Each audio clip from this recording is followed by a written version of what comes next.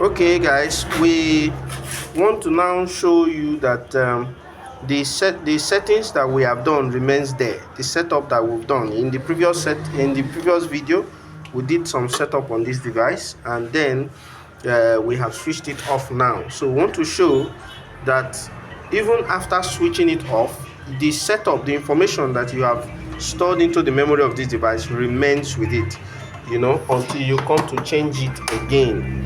So I've powered it up right now, and I need to shift away from the ultrasonic. Okay, it's already counting down. I do not need to set again because the first time has already set it. So when you are powering up for the first time, that is when you need to press enter and hold. So you go to settings and change your settings the way you want. Right now everything seems to be normal because I have hide the ultrasonic, the motion sensors, so that they cannot easily catch. I'm facing them towards the wall, and this ultrasonic, I am out of its way. All right, so that's why we see the distance right now is kind of shaking because this is 155 centimeters. All right, everything seems to be normal. 55, 156, that's away, and we have kinetical moving, and that's why we see the fluctuations in distance. What we set in it is around 50 centimeters. So when you are less than 50 centimeters close to it, the alarm will start blowing for the ultrasonic. So we want to enter into the setup and then see whether all we have done is still there. So we press the enter button, then we'll press the up button to enter. Setup is asking you whether to set up is yes and down is no. So this is to set the countdown time, how long you want it to count down after being activated.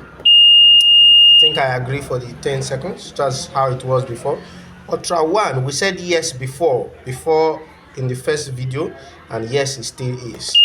Ultra 2, in the second video, in the first video we switched it off. All right, then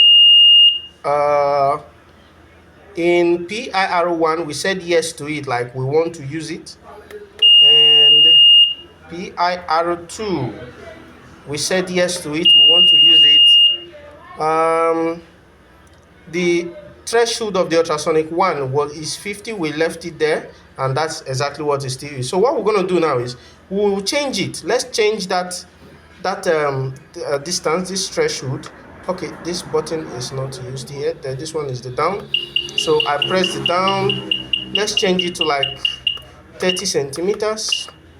So when we have put it there, so it was 50 before as we powered it. Now we've put it to 30.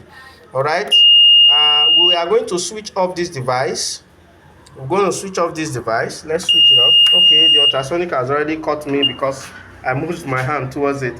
All right, so I'm going to power it up again now, and let's go and see whether the 30 that we put there is still on. It's still there. All right, it's already counting down. So let's just wait for 10 seconds and then press our enter button.